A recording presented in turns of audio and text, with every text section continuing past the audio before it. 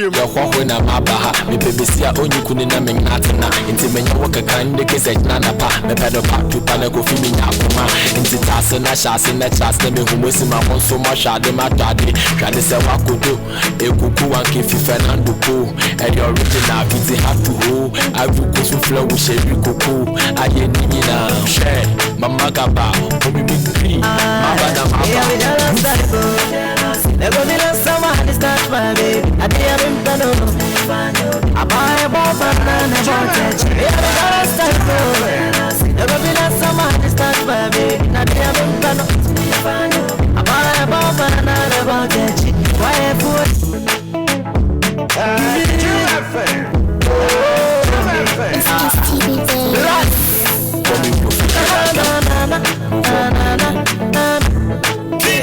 Baby, do him some favor. I said I'm sick, man. Said I'm there, Germany, my shaman, him do stuff if I may. I did maybe I didn't know some kind of a film. Hey, you're too sexy. You're too bad. You're too naughty. Oh, that's a surprise. Me to talk some more about it. Me did it say, yeah, mommy. Me to talk some more about it. Me did it send the Gabian City of the Gabiana Lobby. Georgia Mujo. Sasapone Kawash and the one of the Gabiana Lobby. Georgia Mujo. Sasapone be mistress. Gabiana Lobby. Georgia Mujo. Sasapone be mistress. Gabiana Lobby. Georgia Mujo. When you say shine, well, extra so very country. Mustafa Enu Ocean Fair Cold Store Waterman. Let me say Ghana Jesse no why.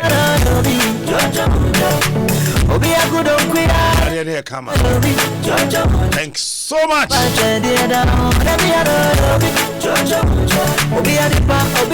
Kololo impressions also the for Bremi. Or Bremi white and what's up Bremi red nibi. I don't love, but I don't know you are. You may love me too, but you. Na poso and chebesim. I'm so many baby pray up my sound on me. I'm so much in no before pray. Into me name I come at you. I want that chick on time my name. Not sure I'll be who don't it. We would have never gone I can't tell. They said I'm a boy.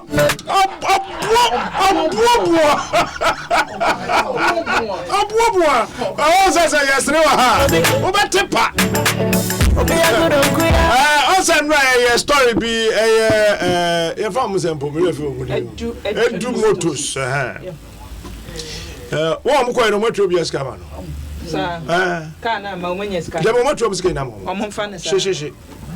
I hope so. More catch it. What your music come on ship.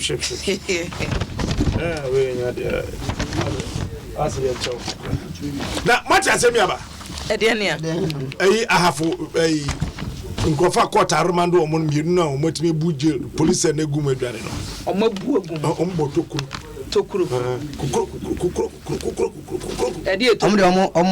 Yes, I can do any and I said, Yet to grow be a little crew. Yet to croquet to when you to ah, sure. And you took say, I know Becca Chen, Aquana Bricky jail. Were but to craft a quiet say, yes, said they that the end will see. I won't the good dying. Sir, court to the city, a post fancy, drilling come up. Omunya, the chronom did really hold no way. Our washroom no police cell. And I just your muti drilly hole, dear. And yasem na J and Chebe Cohonti. Now, one of my catcher. Oh, God, times you cry. A boy, children, I'm watching it. And I was here. The two escaped with the two escaped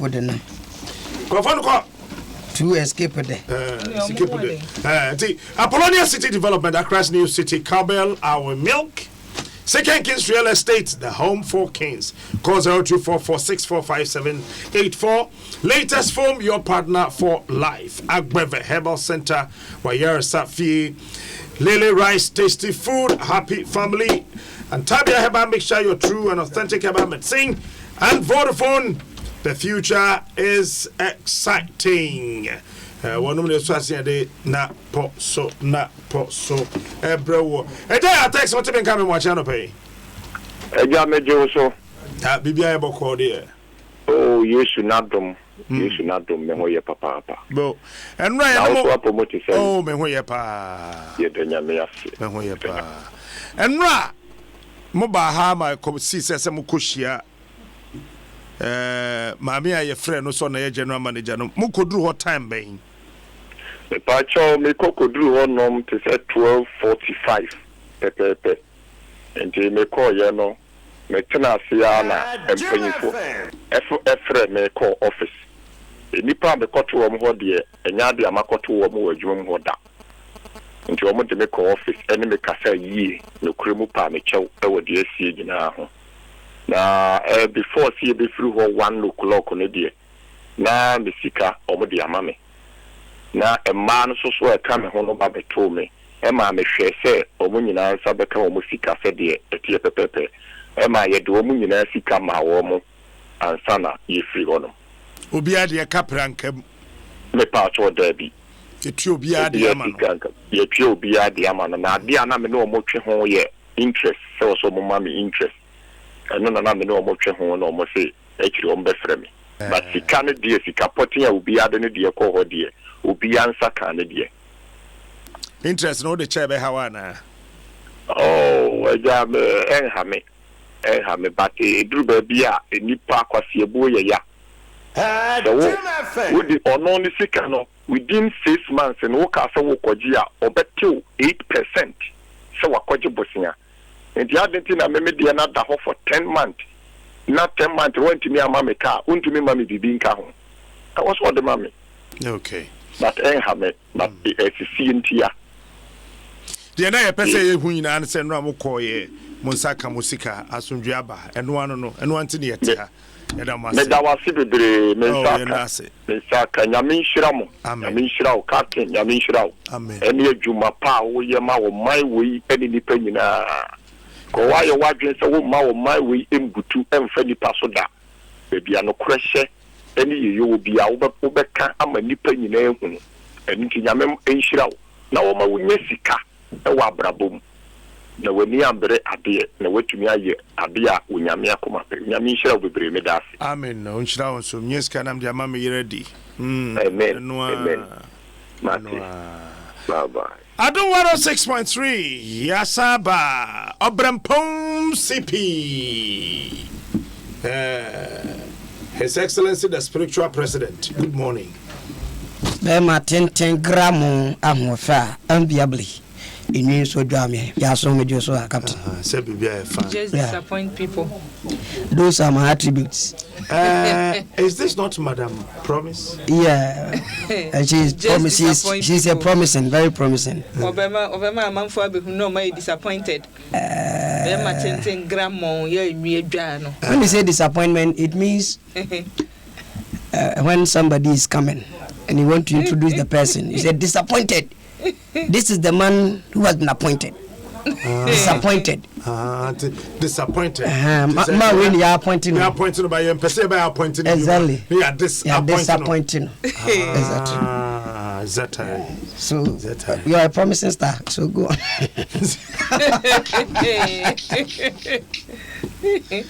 Everyone say Adom capital. It was a fiala de ane muede. A fiala de muede. Yeah, beba kura still Friday. Friday. Just a bit magic this holiday in Bisa. Invitation kitami amedena mu. Dear here. David. Oh. So for Jane Makoda Kwade or Moe, ye say. Was it a fire conference and mega offering?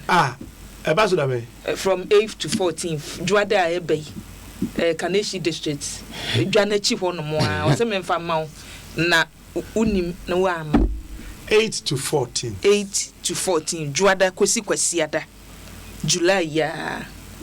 No, maybe 13th and 14th, Munyawe. Sir, I say free if no kona mudaho. 13th 14th sebia ebia munyame hoso de unza wako hoda nti kwan na first so far so call ye na no abembe all night no I do your pastor equation time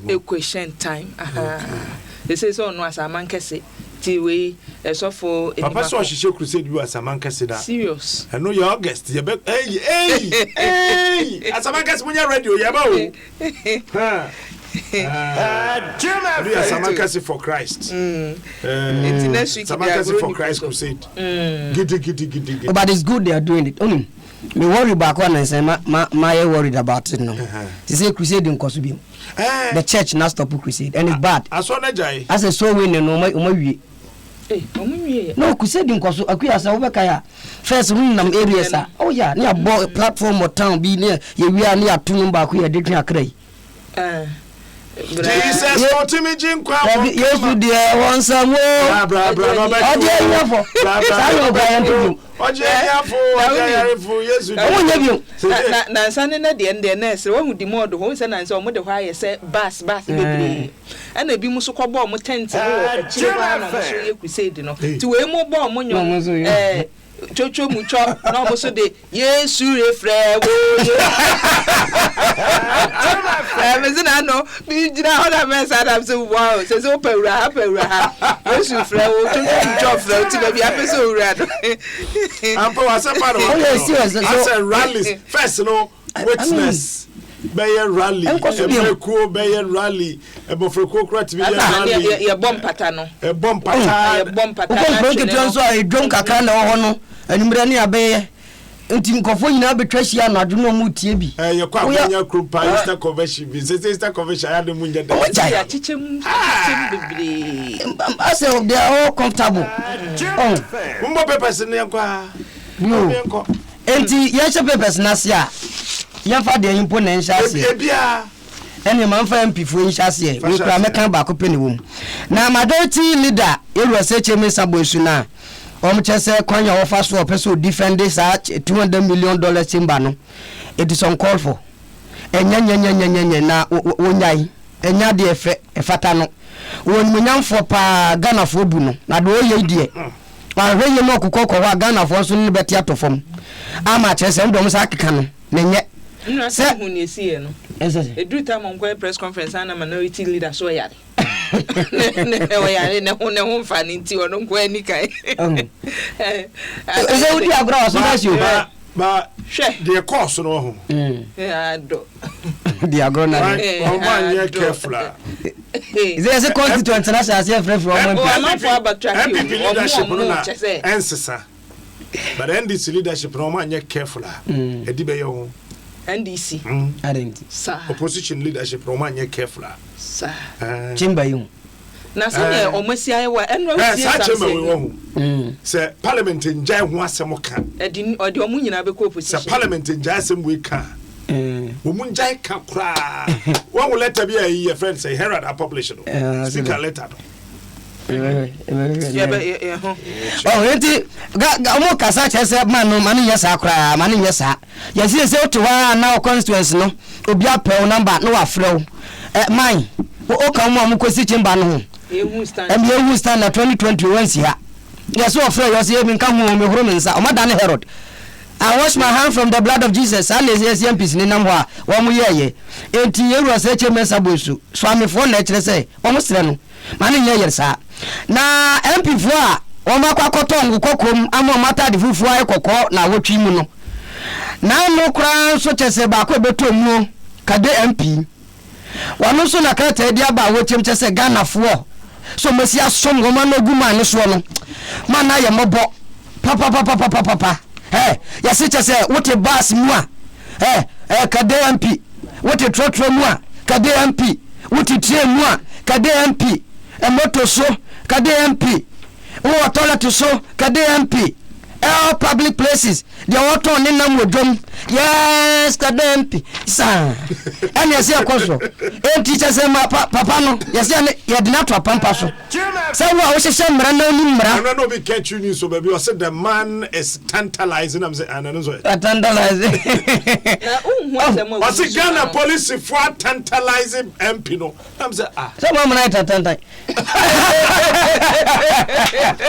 oh I tantalizing there I feel no who before uncle say give me concession now I'm say what to go I say I mean just how we hear concession they did some concession give me some concession but when him the only problem I have with him after watching the video I think say not any question on the police in exchange so I will report you to the IG because captain when I we hear mrana maye of course enti a woman says say toda onya concession be we agree of course we agree but then any question on the police no argue I mean, looking at his level, no, the pedigree, I think our police penny in General. Wouldn't say we need a problem at all. A simple introduction. Oh, now what any kind of Captain.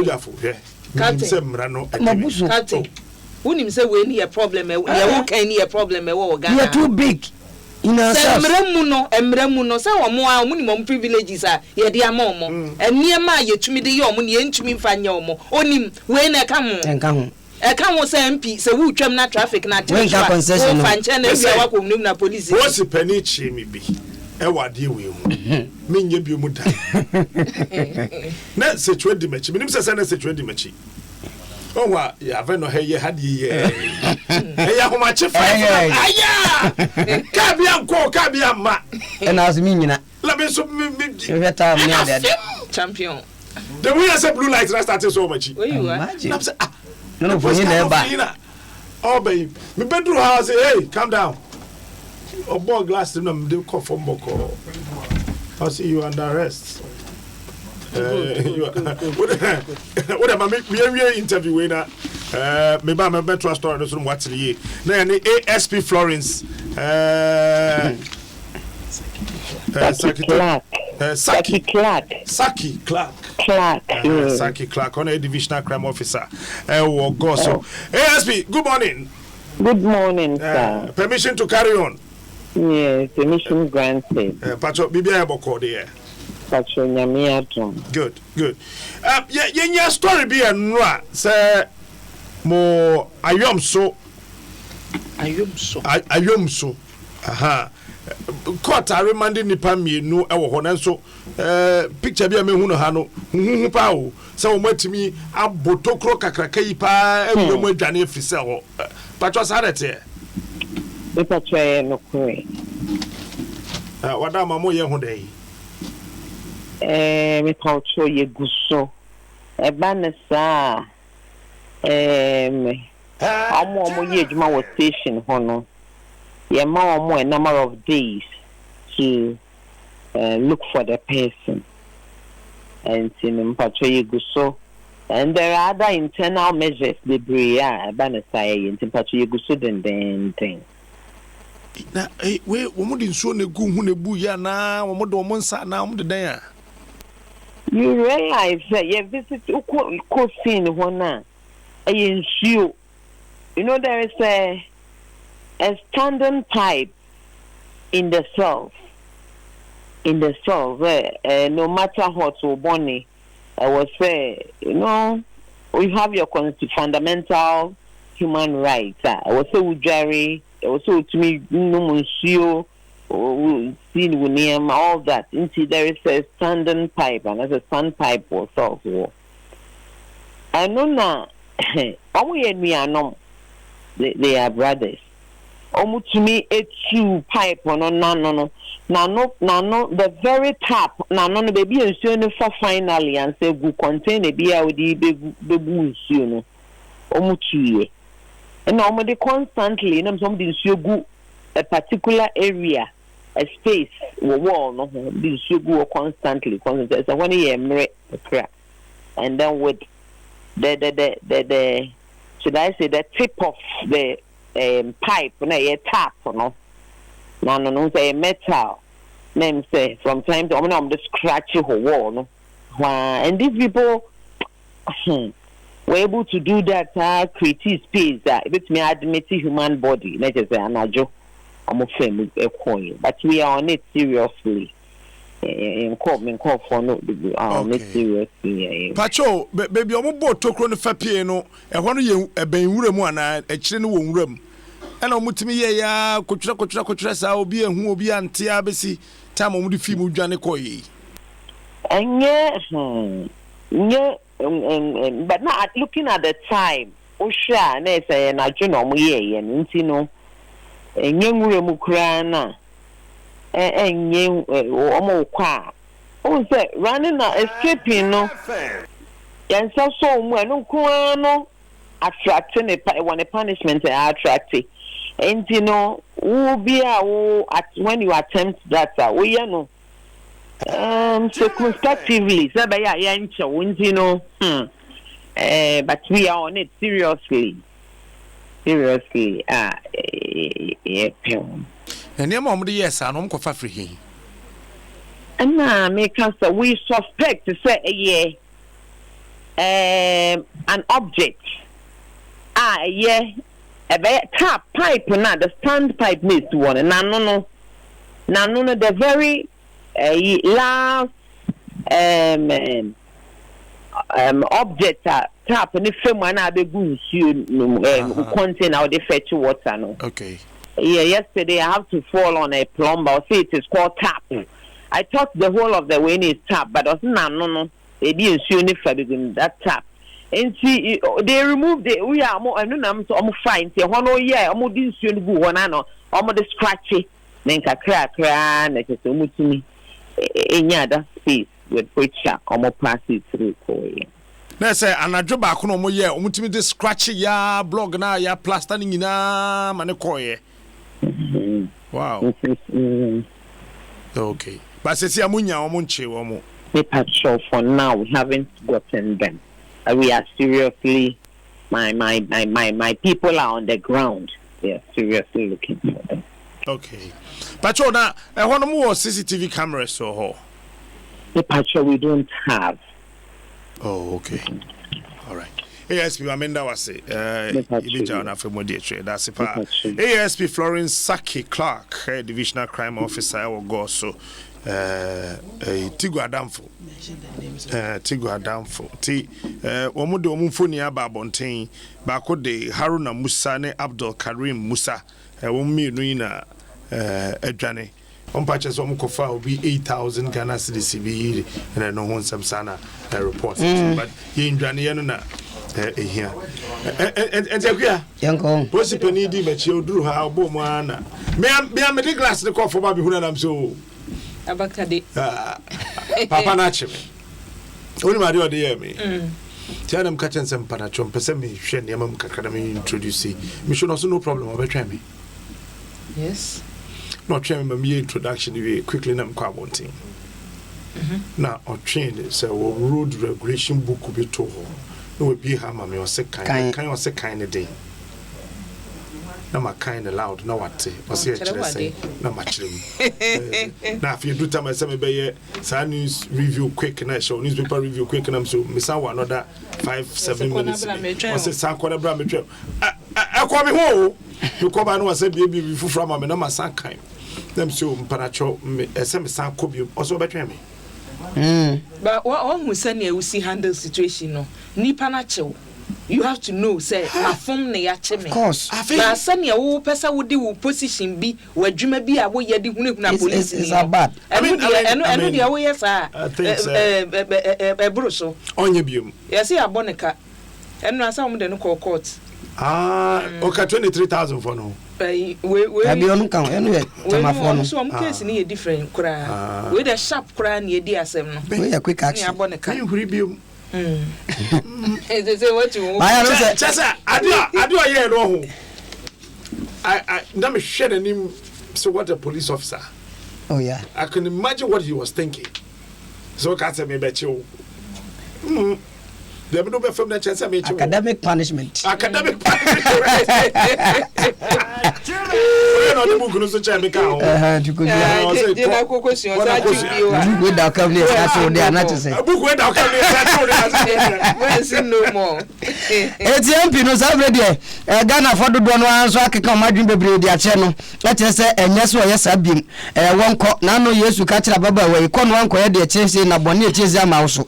Emutikyina bi se wato akwa no hu se nkrofo yifa ho a wono hu si na won stop wo manye sa asembeti mato no a ene krata de ho sensem so e de aba na ye family ya na to aso abushani enfa daily guide so ento aso na MPs ne nsem no bia ne se ne ositwo na de nura captain e ka se de oliche me ka saye okekan ye no abebu wom ene edu ba bi so anache se empoatwa kakra bam eti obia ne se ne ositi ase daily guide say MPs no o ma abandon the new chamber sa idea no so so utie ni okekan yo so no kora no wontumi take this decision no the uber daily guide mondo de ato wonom say eche say omo de ato nchenya no no wonyi ni se kora say ebenya abaso na atafamiensa okay we na chere say Ghana for yes and na mani je na say mani age look say na adwuma ye ofie ha no ye nye ntungu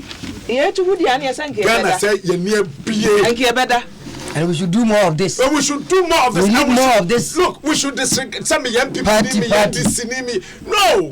I say, and artistic as a bomutie samse hin.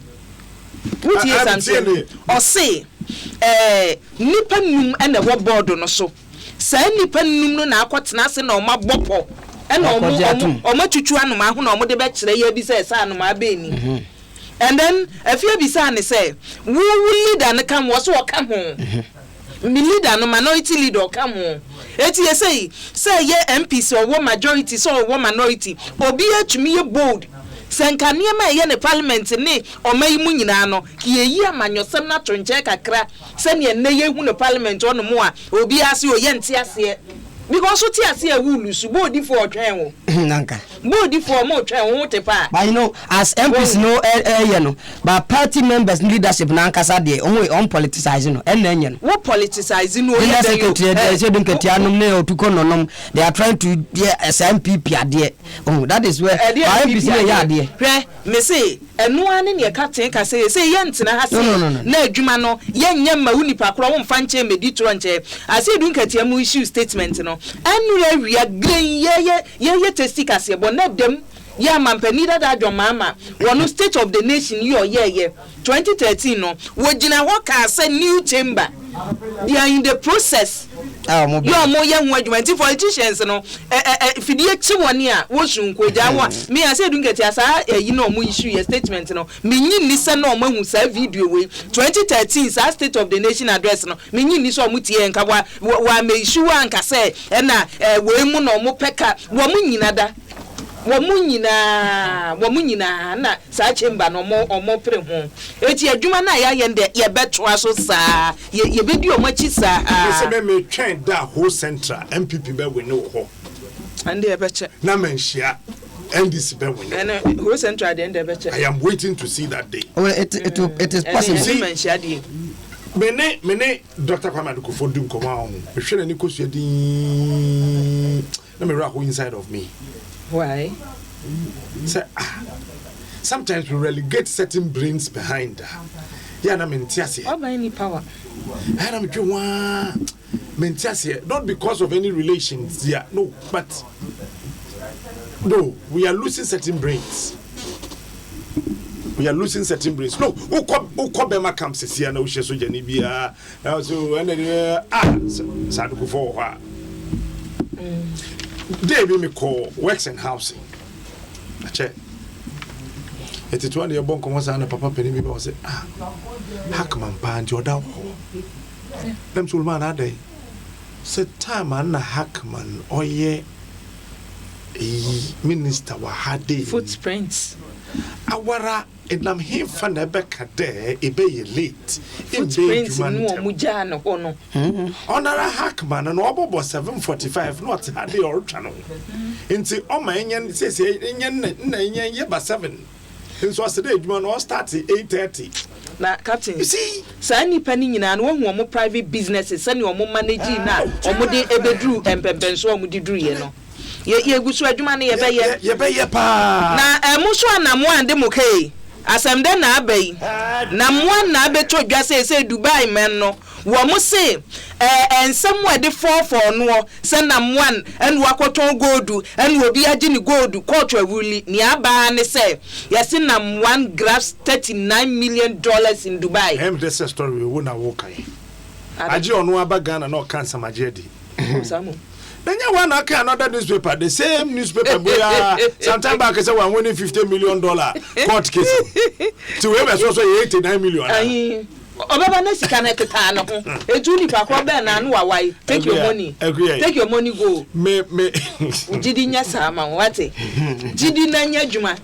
Jidi tusu mu wiase no we aye djuma. Tusu mu wiase we tia ka no. Akuya mo mfa ni pa kuma ndi agro. Minimum bi and 4 million Ghana cedis wo ho. Menka brofo no ma wana. We yeah. Can I say the same brother? Last day, okay. See, the chief executive officer of Men's Gold Ghana Limited, Nanapia Mensah, popularly known as Nam One, appears to be making strides in the charges he is facing in Dubai. Appears. Yes. Hey, I'm Paul. Appears. The appeals court in the Dubai. Has held up the discharge verdict of the embattled Men's Gold boss, an indication that the numerous customers whose funds have been locked up at the gold collectible firm might be getting assumptions. Might be getting something soon. Charlie. Oh, Daddy. Oh. Niema mienu bi apiemu appears and my say no dai eti abushafo niema me fa brofo na mra twi e say na nya direct translation na me yen me ba the one great akire mu say mu amusika aloko wo Men's Gold no ya koye say na one nti ya yeye e wo Dubai honomo esan say empanimfo guso a wo ye ntotoye bia eniche bia no anhwe yi a mu amusika da hono mo nsa betumi aka musika captain ade no brofo no eti ese ni aba ne say anhwe yi a mo nsa be kan bi say $39 million ye wuli di amano asem no say wa anhwe ni ya na ye you this as a captain waka ni say nti munya botra nsa makakra na mo wono mamuni odi so ma na me kwa ma so na me ne honorable Hashim Abdullah Okadisis na unya ka kwenhia on the year DC Ewombium district. Honorable, if you can hear me, good morning and thanks for joining us. Good morning, my brother. And how are you doing, sir? I'm fine. I hope you gradually recovering from the accident. Yes, my brother. Tell me, how did it happen? Yes, on that fateful day, yes, we were on trip to join the president to launch the Wearing for Jobs in Wa. Okay. So actually, 4 of us who are largely friends among us decided, due to the importance of the program, to attend, but also to join in one vehicle and go. So it is the MCE for Bimbila, the number North, that's Honorable Abla Yakubu. Then the chief executive for Zabzugu, myself, and Gushagu MCE, and in a car vehicle. We just started the journey, only 40 minutes into the journey, and we saw the upcoming vehicle, the Benz Mercedes Benz, was coming top speed and veered off this road and was heading towards us. Our driver saw him and inform us that this is what was happening, and decided to manage to also move away, thus avoiding headlong collision. But the car actually crashed into our car. Also, it was a head-on collision. We avoided head-on collision. Oh, you avoided head-on collision, okay. And it crashed to the side of our car, but our car went ahead to somersault several times. That was what happened. Jesus Christ. And I'm so happy all 4 of you are still alive. What was your injury?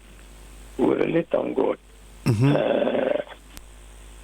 The driver and Honorable MC for Nanumba North escaped unhurt. Just minor injury. But the 3 of us at the back all sustained various degree of injuries. As we talk today, 2 of us have been discharged. The MC for Bushegu and myself were discharged last Wednesday and Thursday, respectively. And then our colleague from Zabzugu, Honorable Ahmed Idrisu Abubakar, he is still on admission at the Tamale Teaching Hospital. He happened to sustain more injury and needed more attention. So he was at the intensive care unit for some time until 3 days ago when they performed a surgery on his jaws, which got dislocated. And according to the doctor, he was safe and is recovering very well. I was told by a colleague that he sustained several head injuries. I don't know how true is that. No, he doesn't have head injury. Okay. They call it facial injury. Facial injury, okay. Injury, and that has to do with the jaws. We're all examined for head injury due to, especially myself and him, initially. The specialist, Dr. in Tamale, called Dr. Abbas, who insisted and advised Minister to wait until he ascertained what we were suffering from rather than flowing out to Accra immediately, was able to examine our heads, neck, spine, and other areas. And they actually met the minister and the team to assure them that the doctors of Tamale Teaching Hospital were in full control of the situation and advised that they stay the idea of flying us to Accra. They could give full attention. And thank God, they have done very well. We are very happy with the services rendered to us at the Tamale Teaching Hospital, the care and professionalism that they have used. When I was discharged, I was taken to my colleague's bedside for me to see him and to be sure that he was alive. He was also happy to see me because he was also wondering where's my colleague. So, in all, we thank God for our lives. We thank God that we went through this and we are recovering safely. Okay, is this your first accident? Yes. Oh, okay. Yes. Okay. Do you know when you can really fully recover and return to work? Yeah, well, the rate at which it is, I hope within a month I could be back at work. Myself, Wishagu, and the number of we could be there first. Is our colleague for Zabzugu. We can't talk yet until he's discharged from the hospital.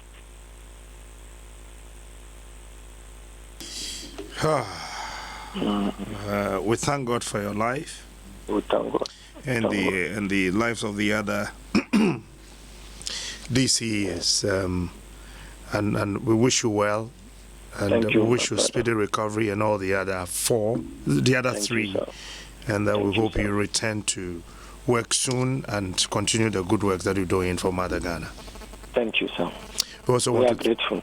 We also want to thank you. I would like to thank the entire Ghanaian people for their sympathy.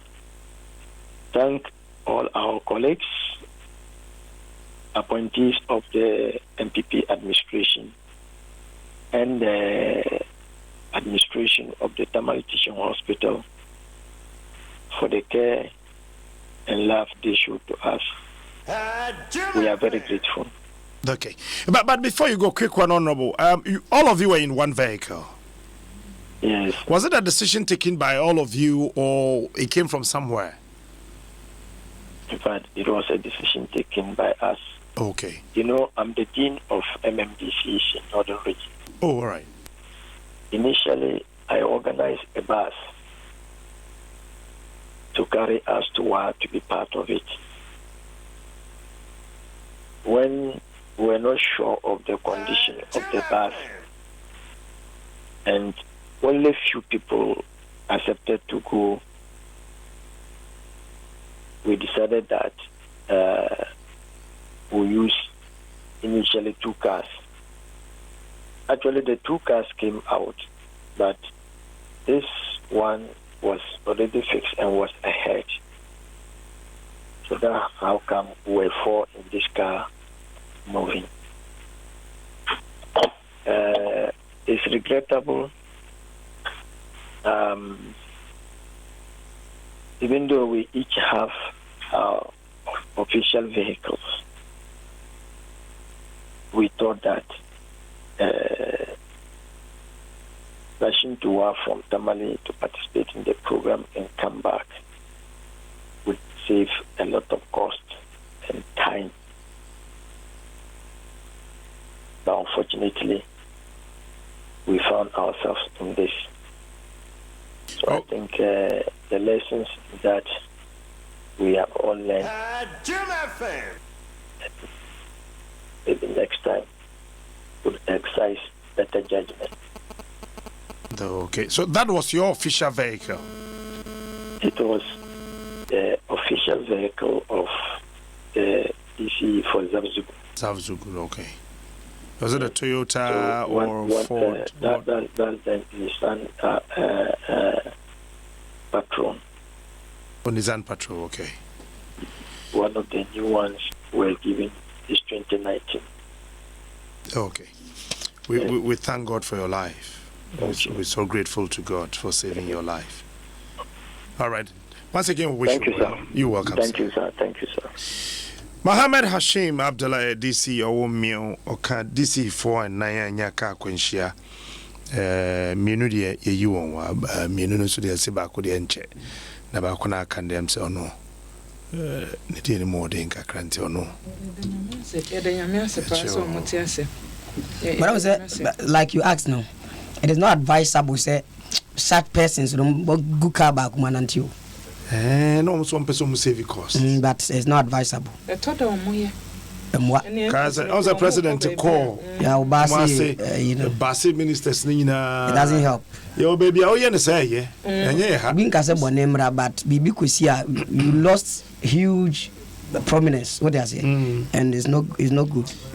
Baby the oh you say yeah yeah baby dear na hide no man we pay captain maybe you baby ne kofobi omunya ka kwanhia tibam mom kwa na ba kunjo ho wa ese not ka no mu bi we ana so mu don't we nipa beye kula hwere wo munko birim prepra ne ade ono no timbi ono so na te front on na car ne bu mojina ono odin se so na no bisa ne bran so ye masa na kan wo say oh me na te front we twi na ni ne obon wo ye den na pie o se mapie o munda asema to de huntin say ne bran na so ye ai na captain yenwie wo daily guide mo ofo hye ne mo Alhaji AR Gomda na atro edi abai ensantwefo yi manuofo mienu ya na wotwe omama confusion aye basa wasem no watwero no santwefo mienu omo nyina ya adwuma wo modern Ghana online na yesi bia na ifo kwache bon no opie ba ye no ana pani baako ni yesi editors no wo mu baako Emmanuel Ajafo ana Emmanuel Brichum Emmanuel Ajafo ne di kan ba bonten wo de betu dwa so mo ko ye buro mo 20 slaps waje ya torture no nke ye ti say USA ye assault na torture se wutie ni o mo de betu abonten o mo say ya torture nya assault ne ba ye say torture na torture no ni assault no difference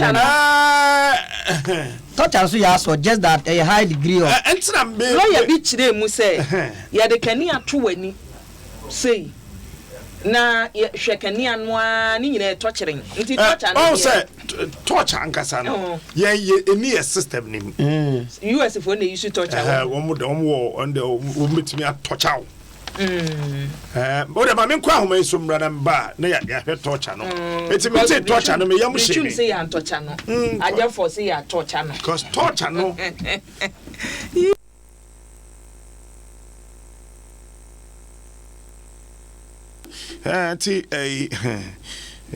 Chamba no so musa manipa do say 450 ahenan aduonum ana me say ya say aya na ministers na ba omunya baby ntina especially when occasions be also and so we invite ahoho nso free other MPs ni free baby ba omunya baby ntina yes entina ese ye bam tiche mense bonso so one haru na omo London parliament hona parliament ese fa ni pa 340 this is fa 608 no obetna here Captain Haruna dey are into we try the proposal bia ba say say you Kumasi Sports Stadium any Accra nti omunyi one and you say so enso to ntumi omwa pata wo so how the ombe koso bibia mu ya proposal aba no nti double track no na as a trash mu kata double track yes school kra double track omwe blue and white eti yan say central western Ashanti Bono upper east upper west ombetimi aba anopa na area ombeba green enu ya anopa na no be ya anopa na say area gold no na chesa go anopa anti ombeba gold na great Accra ye tumi ya ne sa ja ke be mo uniform na sa ya anopa anopa ni uniform we mo sha white na we ma sha e wo na omo ya double ono we do dey ni papa kuma ya former MP this is lovely omo ya double track my good morning. Captain, good morning. Lada no many aji say. I want to you am going for bonne for father. Yes, say you we agree about you. One day comes on your cry. Na do ye as a moody go for one grow. Say some mu pa agro nti yes ye agro no mu su di nti yes be di omo agro. What do you say? Nyame adom papa kuma. Agisi ochia o. Well, me no so pa. Na obuase te say ana wakra. Oh, me ma baba Accra. Na mo party me brought Tuesday no. Wabakra. Honorable so parliament bi man kade obe support. Anyway. Oh there. You know, Captain, like Enra me follow mo. Obi ka bibi. O say MPs they representing nipa no. Ndi the nipa no be ka no. And o say e ma omo. I think say on back on or right. Because who representing government say idea your mom part also jai. No there. Me I believe in that. I didn't more parliament. Like looking at normal the way normal see on there and maybe say come support. Didn't say the men never apart from said Nipan. Like American or representing for that will be in all parliament which no man home. And I was on that. You represent people. So you're bantam phone with your man and two call bantam almost idea muye and we hear Mupaya we are now call other consuls the majority to be as I deal with the debut and also Mutiomo. And you know so about two. Maybe to AM Fatum from home. Captain, me one can hay. Sabi, me to fear 4 bedroom team. But it's a dear, a fear tone kind is I in the one compound. Number 2, I'm say, ah, dear, they say, dear, me come and name to copper machine can see a fancy. Now, was I see 2 over be a change home one, it's our opposite or. I'm so well here. Me person me that as you me 2 I'm say, ah, na me jam kwata se no me dey. As I see 2 back ho, and me the apartment e mama miska. Tell them me fire apartment mama miska. I know your scale of preference no. And you don't know one so who say ah, so you say double track here be. Ah, your boy MPPH. Near you sika near bet me I expand it I project ma o ma ko once. I think say opposition NDC party dey no o me come on otum. I know ho. Among for car health issues. In his car and all. Who buy your rules now? What's the see by now? Green book no say Ghana rules ya who says our rules Ghana in answer bomono. And also that so. It will freeze at the end of the year. And then they will be team that idea. Thank you, your problem can see a pan or tackle Jadia will be a woman can be my house and a little bay out. Fine. Can you believe in that? Now again, social media, your mama called parliament. Yes, it's true. On the key data, I was in parliament. So I was we must sit down but the tennis here, may I don't follow your mama kind. Then the situation no favor your kind. It doesn't mean that I was your mama kind, the same as not NDC for now crap somewhere. Fine. Which means I score podcast point. But nipa na beto abana ma won say enya ade e bebo ade a minia with this there ma wa come support Ghana for kasa ye ne abre pa ama MPs ne bebre ko no mdu kom so mo constituents ne from say wo ka ho ana na wayi ano da bi nka wo ka ho ana dent na ya na etoda menim say bia mudru level bia na mo wura fi bia mo fi ba o say na e den a parliament no say also bia ko ho as individual but as a representative for no bia so on adjo the parliament. And like you're saying, no decision we call service board when mo protect them. Many MPs be ready come on. No one way until say I didn't buy ye social media mo ya tete ya. When say they are not happy. Only MPs na kasa.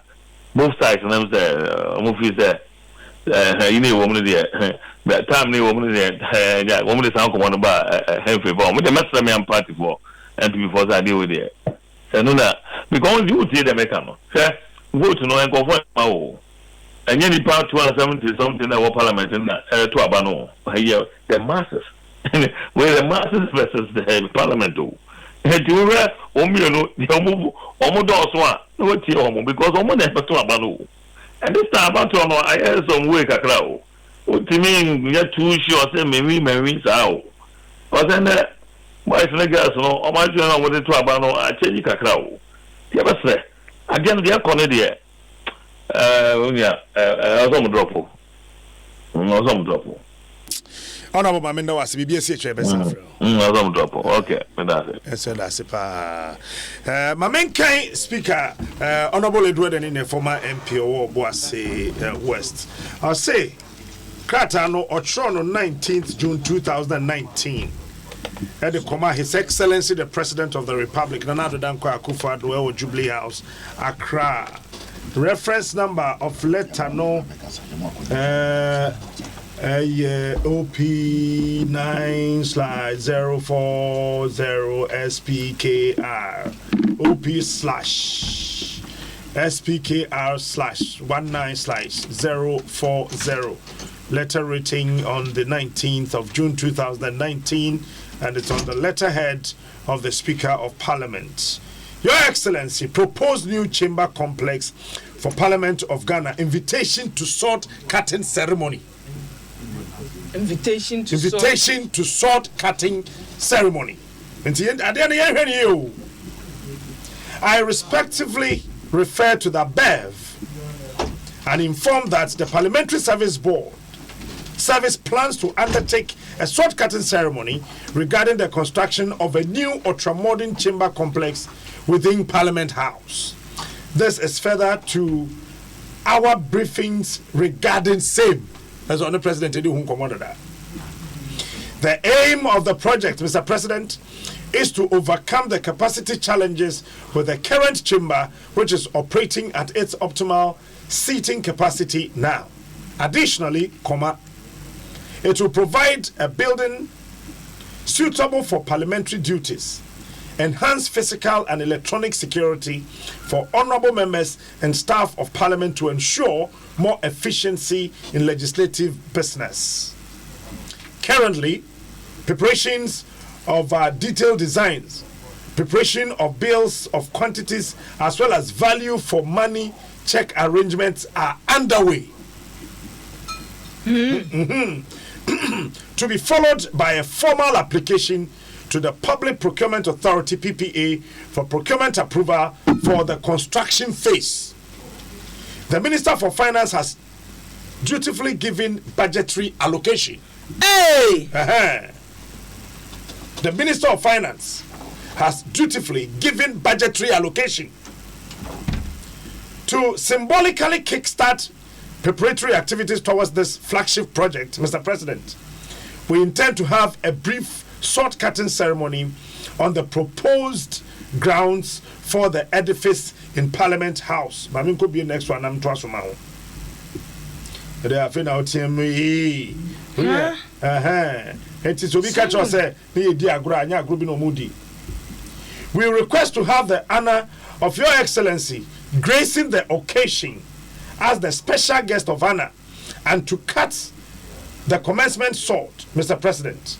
We hope you will make time to honor Parliament with your presence. Proposed details of the sword cutting ceremony, subject to Your Excellency's convenience and confirmation, are as follows. Last week of June 2019, venue, forecourt of Parliament House, Osu Accra, time 9 a.m. I respectfully count on Your Excellency's kind consideration of this invitation. Oh, but date Ochokrata 19th of June. Oh, yeah, she date and get the best of cutting. Right, yours faithfully, Right Honorable Professor Aaron Michael Okwe, Speaker of Parliament. The Chief of Staff, Office of the President, Jubilee House, Secretary to the President, Office of the President, Clerk to Parliament, the Chairman, Entity Tender Committee, Parliament House. Obi catch us say ma minyi nsam yensa e woni waka mu na menka na etiefo nti let me waka nkan nyina no me kan no wadu bachi we sofo no nakoda me kan brofo na yenko hu mu wiase kakra na yenko wo de yenko we de say nyehwe if say we eniema me yensa na ehia me na masi ne po a tesen kam de betu dwe de ko wanim letter na you try na we speaker letterhead, so it's on the letterhead of the Speaker of Parliament. The reference number is OP/SPKR/919/040. And the Mufano Brofona. Your Excellency proposed new chamber complex for Parliament of Ghana. Invitation to sword cutting ceremony. Mampani na nado dan kwa kufuado. Wona so a ye to nsa krata ye de to nsa frewo ni abetwa homemu amam mrache badwafo atena ye foforo ye tumi asie. I respectfully refer to the above and inform that The Parliamentary Service plans to undertake a sword-cutting ceremony regarding the construction of a new ultra-modern chamber complex within Parliament House. Near medical churo was thrown in a mijina sona media to a nimuse. Ye to nsafrew na emrashebedwa for baby a wonum betina a da chenchirenche ya wo betina mu no atumi aye wadwuma no ye pese obedi animu na betwa homam na atumi hye adwuma no ase. This is further to our briefings to you regarding same. Wei ejina yensam a ye kan nyina ejina enkitahudi a ye di kan ene wadi afasa asem ya ho. The aim of the project, Mr. President, is to overcome the capacity challenges with the current chamber, which is operating at its optimal seating capacity now. Since ye hear sada fufrei and say ye pesi boa na se mrashe bedwa no a yetim se ne wa akire so ne ye ho akire ye no ye tumi nya ne dodo no a edan no mu beso na nipa dodo no a bekomo. Additionally, it will provide a building suitable for parliamentary duties. Sada yisube tumi aboa ama yenya edane a esemra shebedwa adwuma no ayeye no. Comma. Enhance physical and electronic security for honorable members and staff of parliament to ensure more efficiency in legislative business. Na ebesa so aboa ma mrashebedwafo ni nipa a wo ye adwuma wo mrashebedwa mase no akade abode ye adwuma bibi te se gadget so de ma mka ne gadget se na che se ne laptop e de ama wo emfidi e wo so de ye adwuma nyina no ebem watumi dia ye adwuma no wa ye adwuma ni ye eti reasons inti ehia dan no bebre aba ebi so Captain, continue. Currently, preparations of detailed designs, preparations of bill of quantities as well as value for money check arrangements are underway. Sabri ya ye kasei no entutu ye wose ye na eniema wose ye to akade e de be ye adwuma no eni kwan ye befa so ne ato ho eniema ni nyina e befa mra kwa so no ye guso ye ho adwuma. This to be followed by a formal application to the Public Procurement Authority for procurement approval for the construction phase. Wey efri mu a sania wo mayi mira esiti esese ye bedi abadwa bi ye be ya abadwuma bi a e wo se ye de fa boni ehwe abadwadie enhyehyɛ ye so no ye yese ene procurement impending for ye bekɔ no wo onum ama ya approval na busua ne ye wo kyense o mama ya kwanya ne atumi atoto ne ma ye de besi da no. The Minister for Finance has dutifully given budgetary allocation. Oswafo ya wohwe wo mayi sikasem so ani asoye ni nyina wonumu ama kwan ya chesa kwa mesika de be yesa adwuma ni nyina no ededa na kwam. Are you ready? To symbolically kickstart preparatory activities towards this flagship project, Mr. President, we intend to have a brief sword-cutting ceremony on the proposed grounds for the edifice in Parliament House. Sir adwuma ya ye pese ye no mampani wona so a ye pese ye enhyiamu kakra bi e wo mayi ma hyebedwafie na no na ye sra wo sawo beba no wa betwa homam na chese dwumadie no ahyase a. We request to have the honor of Your Excellency gracing the occasion as a special guest of honor to cut the commencement sword, Mr. President. Mampani ye ntonsa mfra wo keke ye tonsa afra wo se adwamtenani a wo na abedi animu no watwa homamu ama adwuma no eniema nyina na chese otilo ye koye nim. Mr. President, we hope you will make time to honor Parliament with your presence. Mampani wona so a ejidie ni se wo benya ebre na waba edwani onyam abeta adwumadie achi. Propose details of the sword-cutting ceremony subject to Your Excellency's convenience and confirmation are as follows.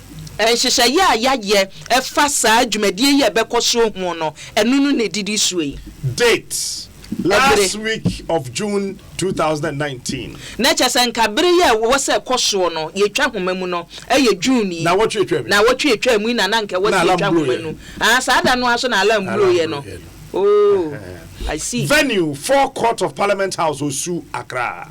Baby Anki, a bayano, Yamrashebe, Nimu Honomo, when Sasa, Menabi or Honomo, and Oma Sias and Sudio, and Kawana Medina Becoso.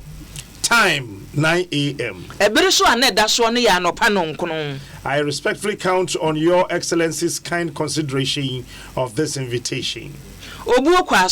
Mampani secretary na wabeta adwumadi no akiri. Your Excellency, please accept the assurances of my highest esteem. Wona so a mampani we die brofo no an ye dia to. Yours faithfully. Wankasa faithfully. Right. Honorable Professor Aaron Michael Okwe. Ni din ye mo ni twi mu. Right no chese ne ye honorable onimonyamfo Aaron say Professor we professor. Wo benfo. Na brofo no ka no Aaron no ka. Aaron ye twi. Aaron. Michael. Okay. Speaker of Parliament. Yes, a full stop. Now there budget allocation we na secretary na company. Then other information minister will know we na no say executive nya we no. No munim say letter we be. But unim say executive ya we. Me sure so unim secretary we be about. MPN dey say dey yen asema. But unim say executive ya we. Information minister need be here. Based on this letter. Sometimes I pity Kojo. No, you should look at yourself. You be behind your friend Akoyo. Hey, no. Integrity is very important too. Captain Nanya Kojo pity no. Nipa me pity no. Eye onmonyamfo say Mensa Bonsu. I pity him. Before 2016 elections no. Wonim ne course between one Abankin source man ababe and son of musit no. Obi etumi secure on the omo ye noboa. We call Nadoli Kalio. Eko ye campaign ma we na we so ba soame ebeta na chiri. Ni nyina ne say na because say house we adwuma na omo ye nti no. Asa omo ni ye free constituency no. Sa noboa no na omo de seat no. Asem we ye abai no a say wonu na wonum de na ye ayi sacrificial lamp. From the letter no a wo kan no. Say speaker letter ni dia anya afeni ma so say che o ye adwuma no as minister you are parliament and yes wonu na take decision no nti speaker hwe one of the vocal speakers here speakers omo de on fa so ye speaker to me grant interview Professor Michael Kwe wo mra bonten we enso ne ye wono be esa bia wote Finance minister was a penny baby intina. Finance ya where we Michael Queen watch all the just quantities of any nana ya yes Captain woni nti am see here speaker no asemu a wo ka ya record ya born ha say sky ya dey be ya adwuma no donor support any GOG ya GOG no kura na ya rese bi nka government of Ghana no ebe ya asase ya di asase ma ya di amanfo sika esi no a letter no chese Ministry of Finance na budget for camera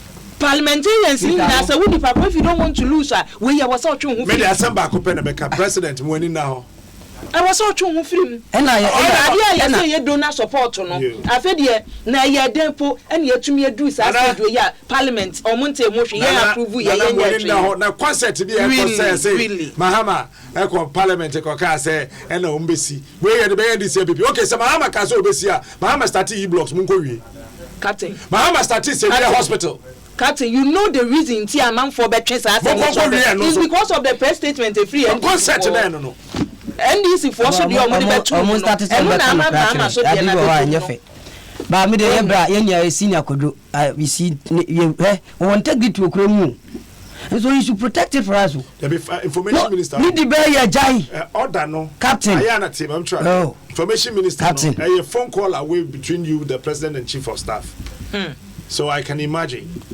so there's nothing finance minister to me approve my budget wa bra information minister nya weda you should be communicated to kobusa bakono then if you don't know don't say so executive nyawe so this letter is exposing the information minister so the executive no the assessment komo ye no say komo briefing kodio if they don't brief you don't answer questions on that so the onim na oka enti ka kire say me I'm not sure but categorical statement I'm quoting him here was it from the executive perspective I am not aware that the executive has been engaged on the idea. That's why he said, I am not aware. You are not aware. And you must know. No, he should know. Oh, no. Mami Dobra Pony, we are watching us. Yeah, we are. Mr. Speaker, you have a case to answer.